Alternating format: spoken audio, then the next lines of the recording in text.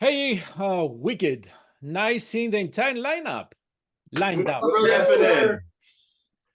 Boy, I can easily see that you are super excited and super pumped for the album. Oh, dude, you have no idea, man. So, That's right. so okay, let me start asking this. Where does this excitement come from? Well, listen, we're like basically we're a bunch of friends and a couple of brothers that like have created this family. And we live together. We've been living together for 7 years with one dream of bringing back our version of what we consider high energy rock and roll, real entertaining live rock and roll. And every day we create, and we build off of this dream and we keep pushing it forward. And like here we've got an album coming out, man. We're like on the top of the excitement that we could possibly be. Yeah, absolutely. So you said that you guys live together. Does that mean that you have a studio there that you can actually jam, and this is how the album was born? Absolutely. I mean, that's exactly how it happened. So like in 2020, everything was locked down. There was no studios open. So we worked with our producer to kind of spec out and build our own studio in the basement of what I would say our complex, basically. And we went in, recorded this album, and it was probably the most smooth process and the most fun process doing it in our own house, Yeah, like no pressure, no timetables, and like again, you're just with friends, including our producer Nacho Molino.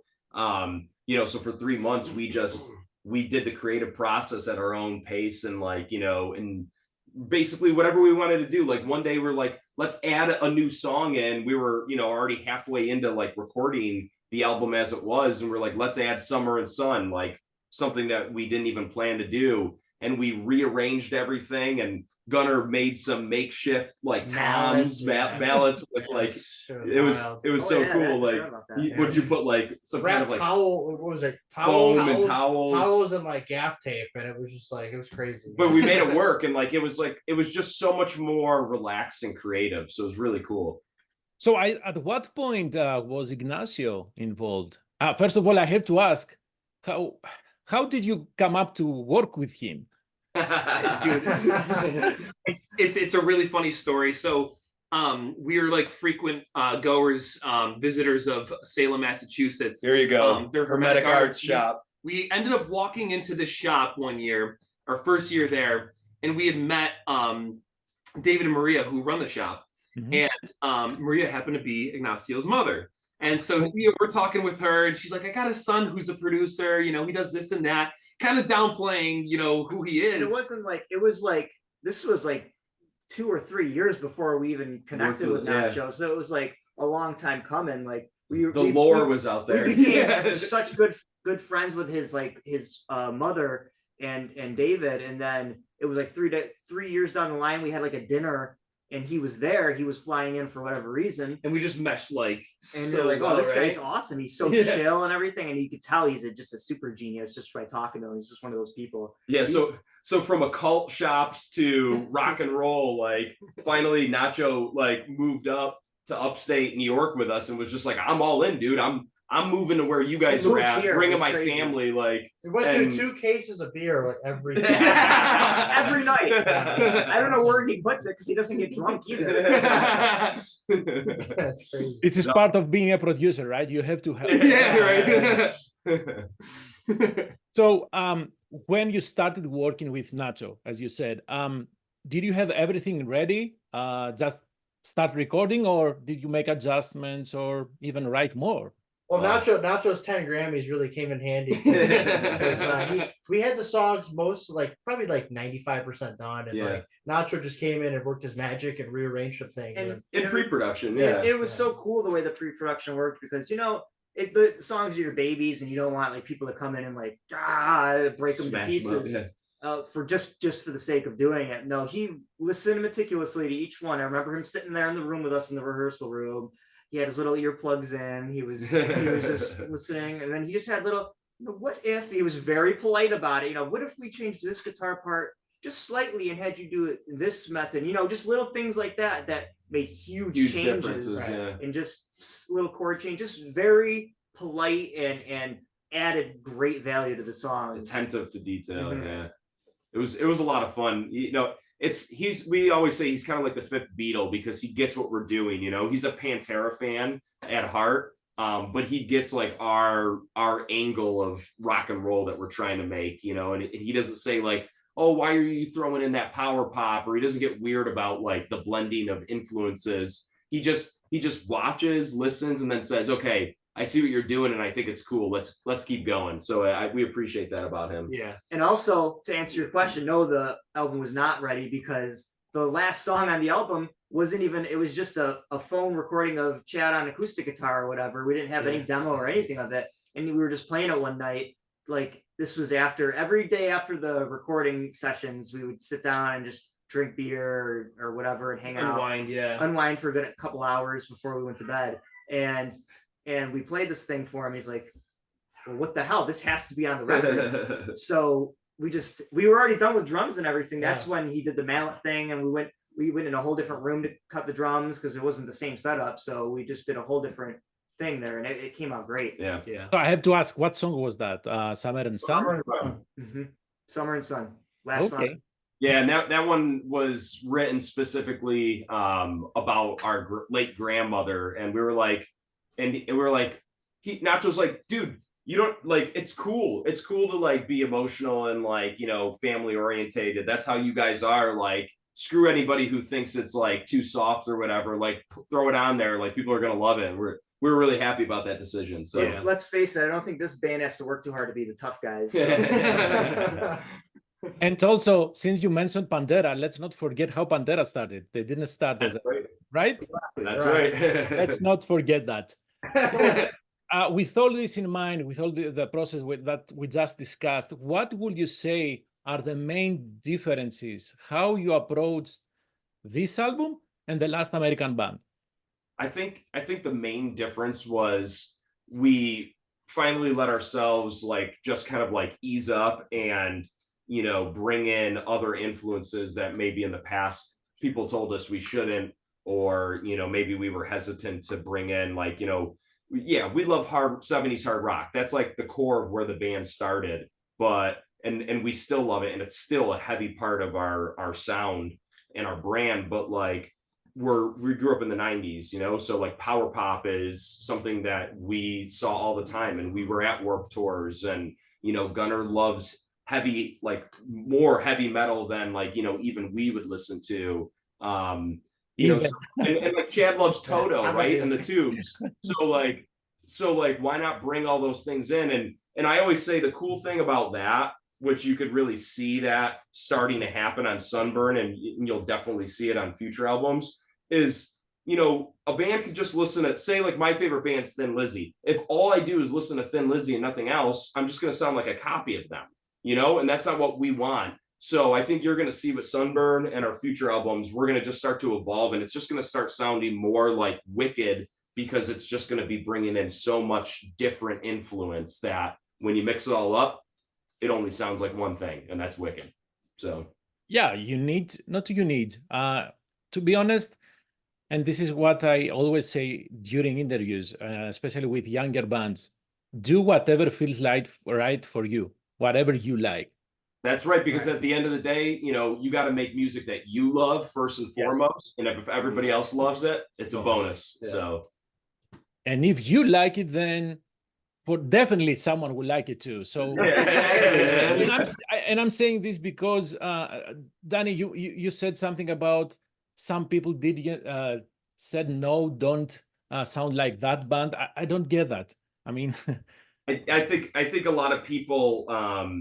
I've been saying this a lot in the interviews because it's been like a touchy subject for us, is I think a lot of people feel comfortable when they define themselves by a certain type of music or genre, and that's okay, right? It feels comfortable. Like, you know, maybe if I'm walking around with, you know, my Motley Crue shirt, like that makes me feel like, you know, comfortable and strong, and that's okay. But as musicians, we got to be able to, like I said, like listen to different things and understand like different types of music so we could be more creative. So, you know, good for people to like feel good about their genres, but we're genre blending really. So get used to it. Honestly, being a really old school metalhead from the 80s, you know, when a band said, well, we are a thrash band and we're gonna try this, oh my goodness. Oh my goodness, you'd never do that. But things have changed, and we need to stop using words to describe music, because you cannot. Yeah, Just only to describe to someone who doesn't know Wicked. So they play hard rock, a little bit of sleaze, a little bit of old school hard rock. That's all. The rest is for that person to decide. So we need to free ourselves from this. So back to Nacho. What was his contribution to the sound of the album? Ooh, I mean, that's great. That's a great question. It was huge. We had, you know, only so many things to work with. What we had, you know, disposable to us that we already had in our arsenal. So we were working with a lot of Marshall cabinets and heads. We were working with you know, SVTs and stuff like that, and the drums that we had in the household. But what he did was he came in and he was able to tweak everything to work in a certain way so that it did sound professional and done like it was done in like a, you know, world, you know, award-winning studio, basically, you know? Yeah, and also I think you'll see, like, you know, not to get ahead of ourselves, but as more albums come out, you'll see that Nacho really has a vision for the sound and the tone based on the type of music that we're writing at the time. And, you know, we didn't have any Mesa Boogie amps at the time, like Chad said, but like Nacho was able to do his magic, and whether it be in the way he recorded things, the way we added, you know, pedals or tweak things, and, you know, and afterwards, like in his, you know, post-production, he was able to like get it closer. And like, you know, as the albums will evolve, you'll see, you know, we're pulling on more things that Nacho's really kind of driving the ship with. One of the coolest things, like, about, because Nacho's a fantastic guitar player as well, which you won't know unless you talk to him or hear him play. He's very good, but he also knows a lot about tone and whatnot. So we didn't, you know, have any idea what we wanted to do as far as the sonic sounds of the guitars, which is the biggest part of our band, obviously. Some might say. And easy. But so we had, like you said, we had a certain amount of things and gear. We had these JCM 800s. Well, we had one at the time, I think, during we went through like, so hold on, here's a funny studio story. We had this JCM 800 that we had for a long time that was modified and whatnot, just compared to, we had some 2000s and some other things that we had on the road. They didn't sound as good. Nacho didn't like them, but he said, this JCM 800 I can work with. So the guitar tone was just a JCM 800 through a tube screamer, and then I use a wah and some of the stuff, but that was all we were using. And the 800 kept going out and the tubes kept blowing. We couldn't figure out what the hell was going on. We brought it to, this is a whole local guy, yeah, 3-month process, and like there was like a couple days in a row where we couldn't do guitars because the amp went down and it kept blowing and blowing, and we replaced the tubes. We moved on to another 800 that we had. So yeah, we bought another 800. You found another one on eBay and it got like overnighted over to us. So we had two of them. They were both blowing tubes. So guitar nightmares. We ended up finding out that it was the power source it was plugged into. So all that trouble, we ended up with two JCM 800s. So that was pretty cool. Which is nice. And then one more quick like guitar thing that like we did with the guitars. And you guys could speak better to this, but like we had always played in like with our, you know, E string drop to D, like just for no particular reason, but it kind of gave the band just a little bit of a different identity. Like, not that we were doing like, you know, 2000s, like, you know, like I never played chords, but like, until I joined the but it band. made us like change how like our structure of playing was and like where we, you know, did notes. But Nacho actually came in and like gave us a good tip with where you guys got the heavy bottom strings, right? Like, yeah, so balancing out the hold on tension. a minute. Don't give Nacho credit. Hold on. Scott actually found those. Because Nacho, one thing about Nacho is his ear is so intense that he hears like a slight little bit of out of tuneness and intonation. They're big. They're like Dumbo size. That's gonna kill you. But so we had never worried. We just tuned the guitars and all right, good to go. Let's record. But he's like, I never intonated a guitar before, and he taught me how to do that. And I've been getting very good at setting up guitars and everything from that. But during that time, I had no clue. We were just tuning guitars and to just the regular notes. And he's like, no, it's completely out at this spot on the neck, and and so we had this big problem where like the D string would not get intonated because it's a lighter string, because it's a regular standard set of 10 gauge strings. And when you're dropping that D, it throws the whole intonation out of whack. And so there was days where he just, we can't record. It's not in tune. It's not in tune. We have about 10 guitars in this house and went through all of them. And he's like, they're all shit guitars. And we're getting pissed because like he wants us to go buy like an Ibanez and we're a Gibson band. So like, no way. And so we ended up compromising on it. I went out and I researched and I found that you can get these, heavy gauge top strings, lighter gauge bottom strings, so you can still do all the leads and bends. But the top strings are heavy, and it compensates the tension for that drop D. Mm-hmm. And then I was able to intonate it, and it all worked out. Luckily, we were able to use the Les Pauls. Well. Being old school again, I don't think I have seen all the bands I have seen live. They were in tune, let alone intonation. So very true. That's funny. Well, now he's got me doing it. So if I even hear a slight bit of out of tuneness in the intonation, I'm like, I gotta go through all my guitars again. So live, you will be changing guitars the moment you lose intonation. Oh yeah, absolutely. I don't worry about it so much live. But... He looks for every excuse just to go through all the guitars that he's got. Yeah. So it's like, I can change my guitar and play another pretty one. I probably should have like 3 or 4. Yeah, guitars are cool. Why did you pick Sunburn as the album title? That's a really good question that a lot of people have been asking us, and honestly, it's one of those things of like, and Danny's been saying it a lot. Sunburn was a song that was a very deliberate change in the way that we were writing music, and but like the title of it really like harkens to the fact that the album itself is like a reflection on like the early years of how we were like growing up as a group of guys in a rock and roll band. Like, we're kids, right? And we're just playing, and we got ripped off by managers. We got, screwed over. We had a blast. We got too drunk sometimes. We had too much fun sometimes. We got ourselves into trouble. So it's kind of like that motto of like too much of a good thing. You know what I mean? But like the whole album is really, a lot of the songs are a reflection on all of that stuff.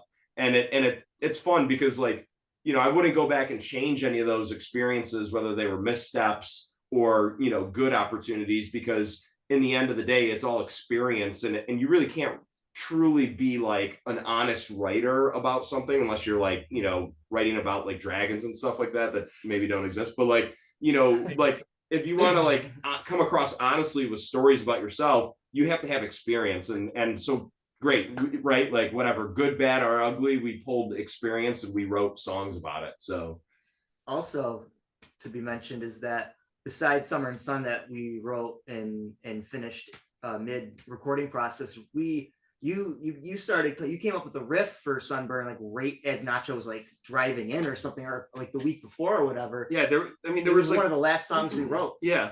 There was like 4 songs that we pretty much accomplished like within the week before that Nacho arrived, and they were very new and fresh to our style. Like a change, and it was so, like you said, it was just so fresh, and that song just kind of stuck out, and it just kind of became the album. Yeah. What about the lyrics? When do the lyrics come into play? That's cool, because I think when we write, it's usually like very like casual, because like we're always together, right? Like living together, and like maybe we're like, we got the bug, like, or we're excited about something, and we just really sit down, whether it's on the road or in the living room or on the front porch or something. The guys start usually like screwing around with a guitar riff, and Gunnar's like throwing in some like, beats like off a table or something, just very casual.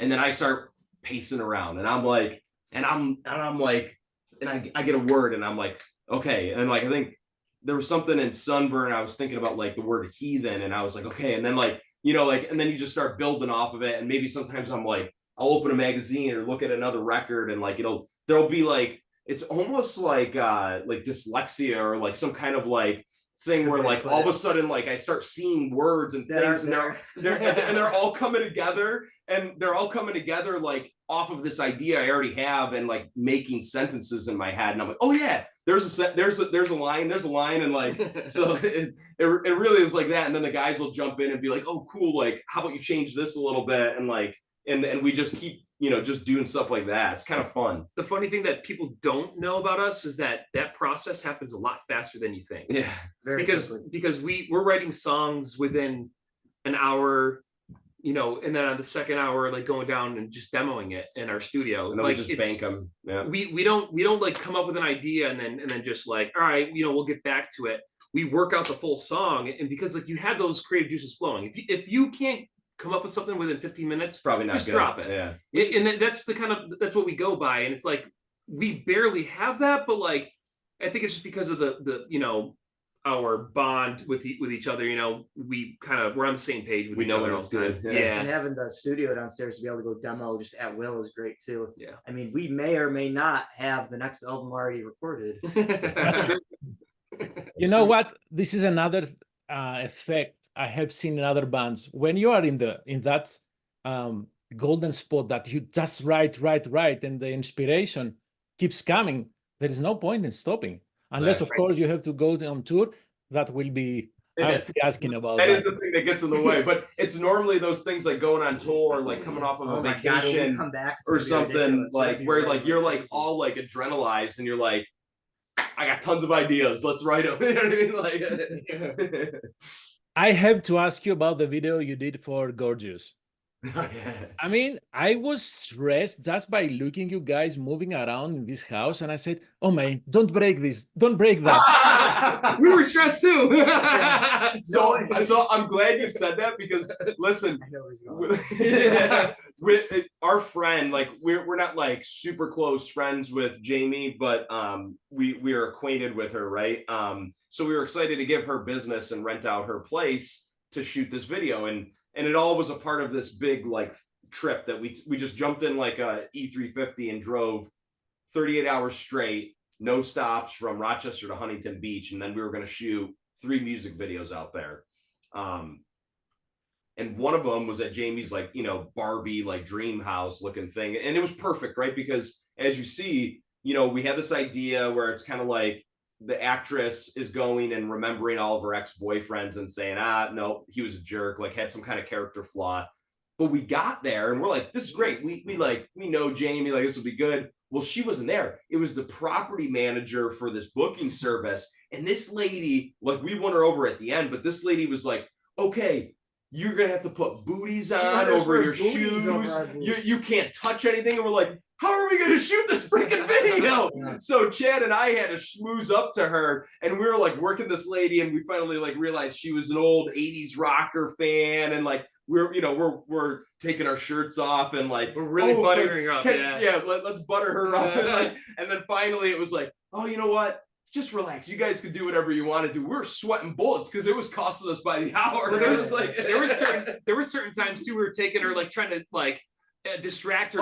Oh, look at this thing in this room while they're filming in another room and like taking their booties off and we weren't supposed to use the Mustang. Or like when I threw the football at the door, like she's like, what was that noise? And then like, I think it was a bird in the window. Yeah, it was a car or something like that. Yeah, we're like trying to distract her as much as possible.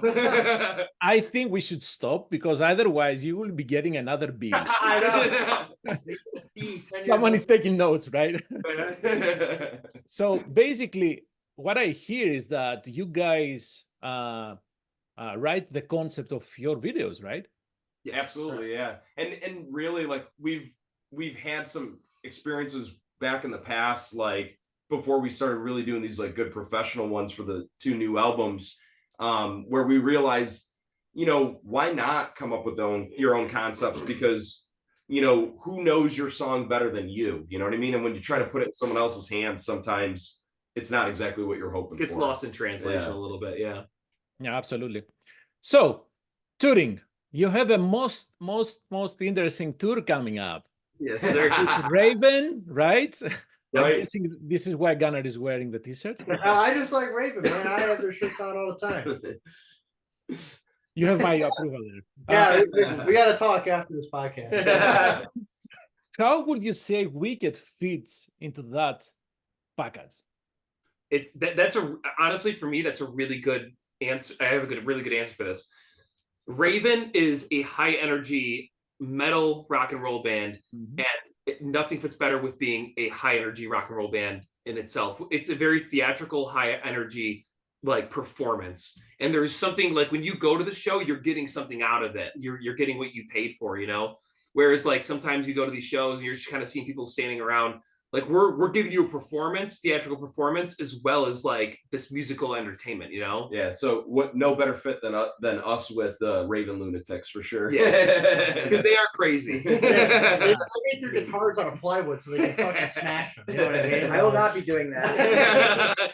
Yeah. But the even better part is there is a picture of John Gallagher holding Gunnar when he was a little baby. So like they go way back with like Gunnar and his family, like knowing them, and like Gunnar's dad used to help them on the road. Yeah, my dad used to guitar tech for them back in the 90s. So we're gonna blow that picture up and we're gonna like prank them with it or Yeah. something, or even better, we're gonna make them reenact it and hold Gunnar now. Yeah. But did we just call John old now? No, we didn't. No, we didn't. No, we didn't say that. You said that. Yes. I stand corrected. Have you chosen the songs that you will play live from the new album? Yeah, actually, Yeah, we've got a couple that we're probably gonna play every night, you know, some of the singles, but we're gonna mix it up too, you know, and there's some really cool like heavy songs like from the Last American Rock Band, like Sinner, that we want to get in there. So we might even like make it where every night isn't exactly the same. You know, you'll get in general a couple of songs that of course people are gonna hope to hear. But then we'll throw in some surprises. Yeah, we also plan on playing some things that aren't released, so Yeah, you can only see it on tour. From the next album? maybe. Or the next album. What's going on? So the last live date you have is May 4th, right? Yes. Yeah. What else that is in your calendar? So after that, we are going to finish this album that's 90% done. And we're actually hoping to potentially get it out by the end of the year and release 2 albums this year. So really aggressive. But what we want to do with that is we want to tap into kind of like a college circuit and attack like a whole different market and demographic of folks. So bouncing right from, you know, going around North America with a bunch of rock and roll and metal heads and going and hitting like these college kids and showing them this is what's going on with music now. It's not just what you see on the Grammys and all this BS. You know, there's bands out there writing real original rock and roll music and putting on a crazy party every night. I feel like there's a lot of angsty like kids in that age group, the college kids that don't want to just be fed the bullshit they see on the Grammys or whatever. They want something new and cool to be just theirs. So and show them that there's more than just, you know, 30 seconds behind your stupid phone screen. You know, get off of TikTok, go out and become part of a community for a couple of hours at a rock and roll show and meet people. You know what I mean? Like in real life, you know, imagine that. Yeah, and well, I that's a very, very difficult task that you have assigned yourselves, because you can see how people have changed, right? Nowadays, something cool is happening on stage, and I'm guessing you will be seeing that. And you see a sea of phones, right? Yeah. What are you doing? You letting your phone watch the show or yourself? It's Well, crazy. then you never go back and look at those videos either. Yeah. So, well, the point is to post it, right? And say, I was there. Yeah. Right. But you weren't. Your phone was there. Right. So exactly. true. So anyways, gentlemen, thank you very much for your time. Thank Yeah, you. thank you. We will be seeing you live here in Chicago. Oh, we can't wait. I will be paying close attention for your intonation, man. I'm serious. I'm joking. Yeah, he's in charge of all the guitars. So Yeah, all of them. I'm Oh the my goodness. nightmare. Hey, don't forget about drums. Come on, man. You know. No, I won't. Thank you again. Have a wonderful weekend and have safe travels once you start touring. Thank you, man. buddy. Rock and Thanks, roll. buddy. Have a good All one. right.